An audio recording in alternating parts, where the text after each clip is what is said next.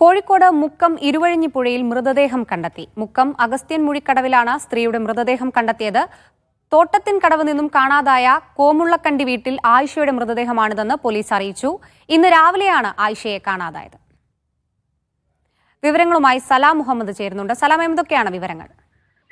അക്ഷയ, അല്പസമയം മുമ്പാണ് ഇരുവഴിഞ്ഞിപ്പുഴയിൽ മൃതദേഹം കണ്ടെത്തിയത്. മുക്കം അഗസ്ത്യൻമൂഴി കടവിലാണ് മൃതദേഹം കണ്ടെത്തിയത്. ഒരു സ്ത്രീയുടെ മൃതദേഹമാണെന്നാണ് ആദ്യം പോലീസ് അറിയിച്ചത്. പിന്നാലെയാണ് ഒരു സ്ഥിരീകരണം ഉണ്ടായിരിക്കുന്നത്. തോട്ടത്തിൻകടവ് കോമുള്ള കണ്ടി വീട്ടിൽ ആയിഷ എന്ന് പറയുന്ന സ്ത്രീയുടെ 24 വയസ്സായിരുന്നു. അവരുടെ മൃതദേഹമാണ് കണ്ടെത്തിയത്. അവരിന്ന് രാവിലെയാണ് കാണാതായത്. ഈ പുഴയിലേക്ക് ഇറങ്ങി പോകുന്നതായി കണ്ട ദൃക്സാക്ഷികളും പറയുന്നുണ്ട്. ഏതായാലും അത് സംബന്ധിച്ചൊരു സ്ഥിരീകരണം പോലീസാണ് നൽകേണ്ടത്. ഇപ്പോൾ മൃതദേഹം കണ്ടെത്തിയിട്ടുണ്ട്. ആയിഷ ഇന്ന് രാവിലെയാണ് കാണാതായത്. അതിനുശേഷം അല്പസമയം മുമ്പാണ് മൃതദേഹം കണ്ടെത്തിയത്. അക്ഷയ, ശരി, വിവരങ്ങൾ നൽകിയത് സലാം മുഹമ്മദാണ്.